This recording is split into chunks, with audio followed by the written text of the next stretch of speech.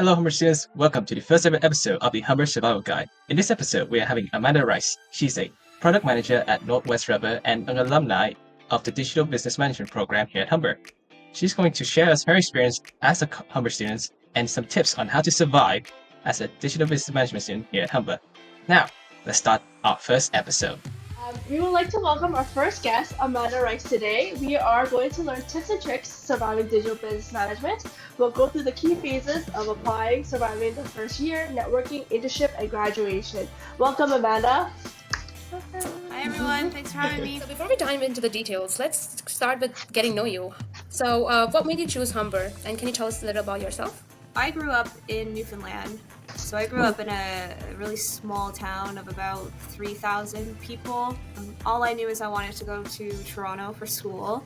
Humber just really stood out to us. We really liked the fact that it was kind of that blend between, like a university and a college. So we weren't really just a number in a classroom. Your profs really got to know you. I chose the program specifically. I was like, what's, digital marketing? I was like, this sounds a little bit more fun and a lot less boring. So that's why I went with the Digital Business Management program. Do you recommend people going to these orientations and open houses before they make such big decisions? Strongly recommend the open house because you just get to hear from people who are students currently, and you actually get to meet some of the professors that will be potentially teaching When you become a student at Humber in the Digital Business Management program, how was your first year and what advice would you give to new students when they first arrived at Humber?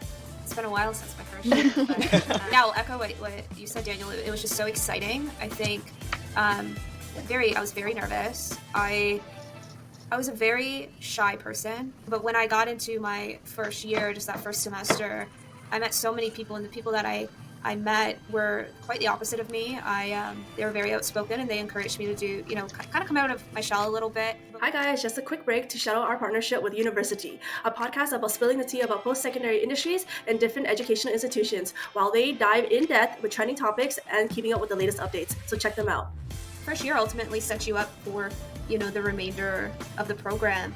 And I don't know if Humber is, if it's still structured this way, but my first year, I was in classes with people from, a finance program or a fashion program, and I'm still friends and very close with those people today. I hope Humber is still structured that way. Yeah. And I can definitely agree with you, Amanda, especially for me when I first came to Humber, especially as an international student, very shy to even talk at all during class. And I remember because my name in Vietnamese is very hard for people to pronounce, so even if professor pronounce it wrong, I just don't say anything. I'm just like, yep, that's my name the rest of the year.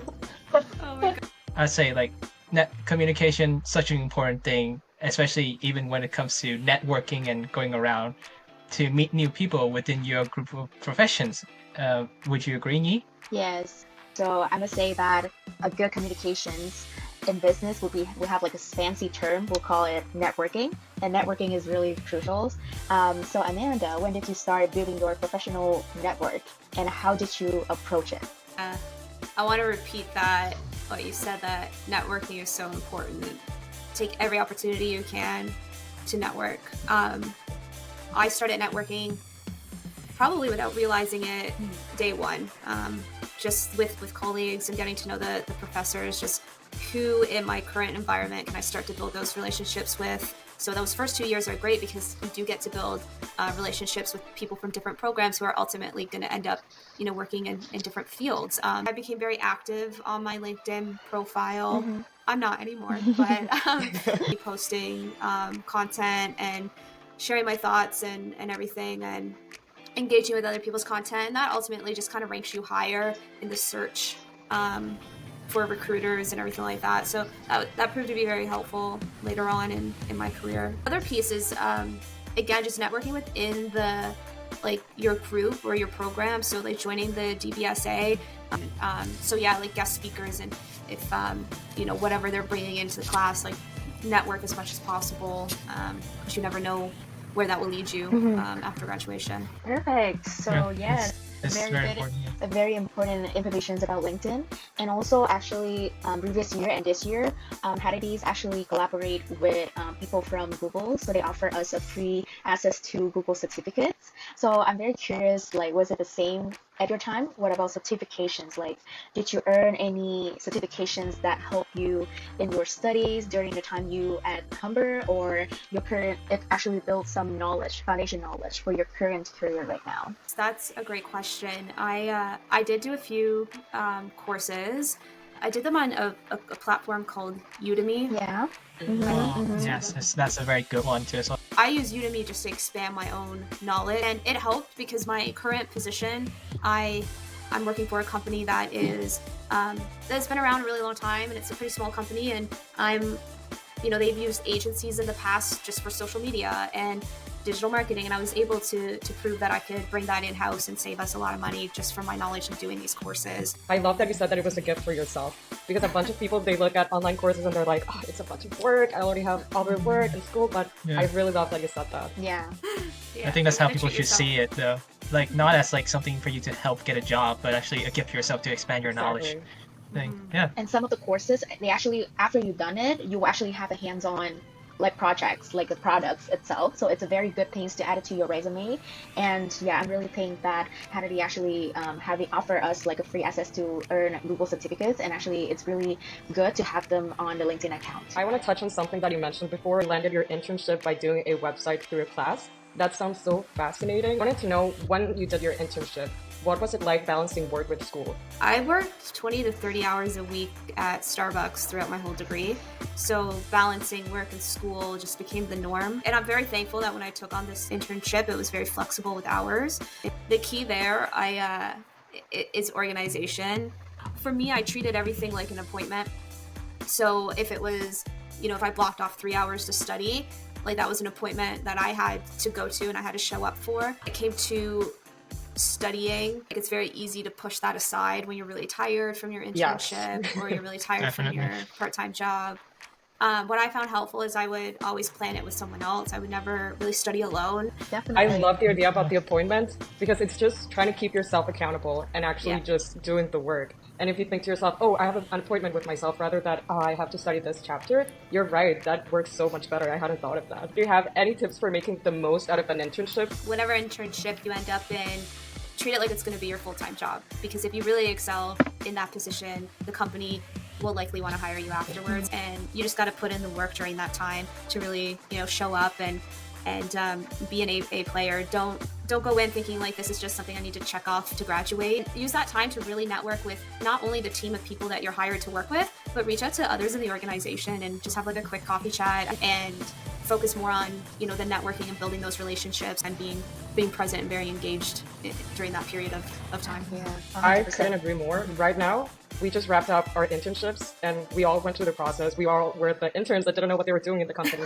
But it's definitely what you said, and just being present and doing the best that you can. Since we all are here for the final year, after the internship is done, the next big step, I think, is how to get a job. What are some other steps that you took to be ready for job market, and how did you land into your full-time role? I made the mistake of applying too early, and I had actually gotten an interview and gotten pretty far in the process to only kind of be embarrassed at the end when they realized I couldn't start right away. Yeah, I was very active on LinkedIn, and because of that, I popped up for a recruiter who was looking to hire for this entry-level position at a manufacturing company. Ended up getting the job. It was my first job, and I was very active throughout my degree. So because I was in the DBSA, because I had an internship, I worked at Starbucks part-time throughout the degree. That's what made her favor me over maybe some other candidates that she was looking at.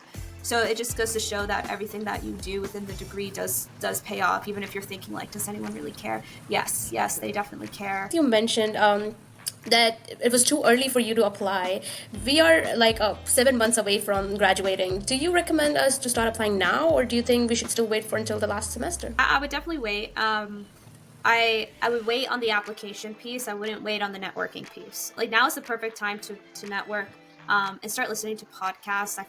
I still find them very helpful in how to structure your resume. We all love TikTok, I'm assuming. It's actually a really, really great tool to learn about tips and tricks for interviews and resume building.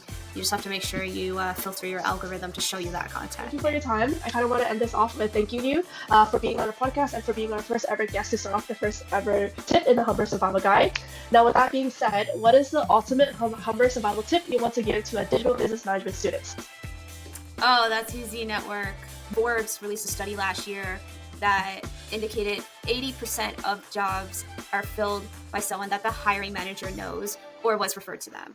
But if you are able to network, you can be part of that 80%. So yeah, network. Short and sweet. I like it. Network. Yes, network. Well, thank you, Amanda. I really appreciate your time and thank you for sharing your insight with us. We appreciate as DBM students, so hopefully future DBM students able to articulate your advice and honestly network straight from the bat when they first join as well. Yes, thank you guys for having me. Thank you. Thank you. Thank you so So much. much.